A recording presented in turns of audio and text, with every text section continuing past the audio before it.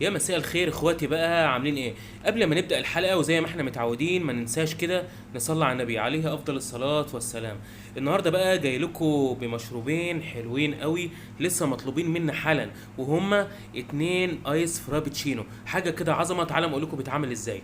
اول حاجة هنجيب النسكافيه اللي انتوا شايفينه ده، وهنجيب الخلاط وهنحط في الخلاط 4 بولات من الايس كريم زي ما انتوا شايفين كده، من المعلقة اللي انتوا شايفينها دي.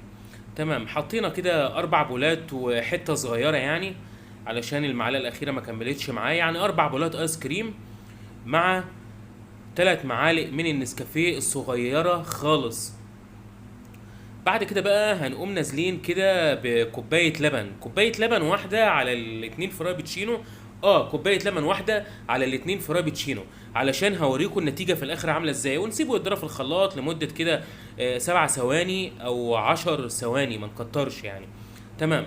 بعد كده بقى هنقوم جايبين كده كوبايتين زي ما انتم شايفين. طبعا البيت مش هيكون فيه كوبايات بلاستيك، فهنستخدم الازاز مع الجرنشة بصوص الكراميل، ولو مفيش صوص كراميل مش مشكلة يعني، ده علشان تزيين كده ويدينا الشكل بتاع الكافيهات، الحاجة المحترمة دي.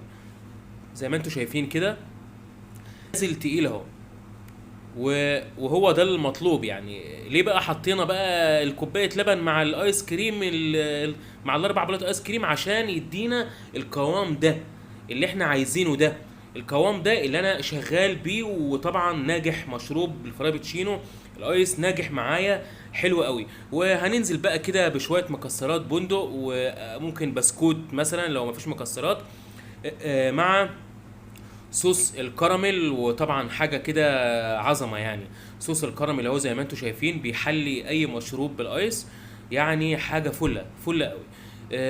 وده كان النهارده 2 فرابتشينو ايس، يا ريت نعمله كده في البيت بالظبط. ما تنسوش بقى كده تعملوا لايك وشير، وما تبخلوش علينا بقى كده باللايكات الحلوه بتاعتكم. واللي ما اشتركش في القناه يا ريت تشترك وبسرعه قوي، عشان ما يفوتوش المشروبات الجميله الايس اللي انا هعلمها لكم كده كل يوم، مشروبات ايس كتيره ومشروبات سخنه كمان. بس خلاص،